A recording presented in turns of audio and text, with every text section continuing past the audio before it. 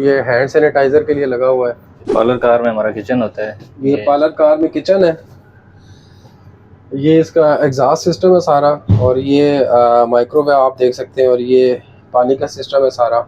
ये पीछे फ्रीजर पड़ा हुआ है, ठीक है। क्या बात है, फ्रीजर भी होता है इसके अंदर? फ्रीजर भी है, और ये सारा मसाला जात। ये ग्रीन लाइन है, इसमें हम जो है ना वो 3 टाइम का खाना भी होता है। अच्छा जी। वो भी पैसेंजर को उसी में अकोमोडेट किया जाता है। अच्छा, ये इसके पैकेज में होता है? जी जी, पैकेज में होता है। ये जो आप करवाएंगे ना, आप टिकट करवाएंगे तो आपको ना इकॉनमी क्लास भी और जितनी एसी क्लासेस है ना, सारे में आपको 3 टाइम का खाना भी देते हैं। ठीक है, सही है। अब जरा ताहिर भाई ये बताइएगा कि यहाँ पर जो एक तो क्या क्या चीज़ें चेक करनी पड़ती हैं आप लोगों को, और इलेक्ट्रिकली किन चीज़ों को जो है वो देखना पड़ता है, उसके बाद फिर उनकी मेंटेनेंस या बाकी चीज़ें होती है वो देखनी पड़ती है इसमें। बाकी मैं पार्लर के अंदर भी कोई इतना ऐसा कोई डिफरेंट नहीं होता।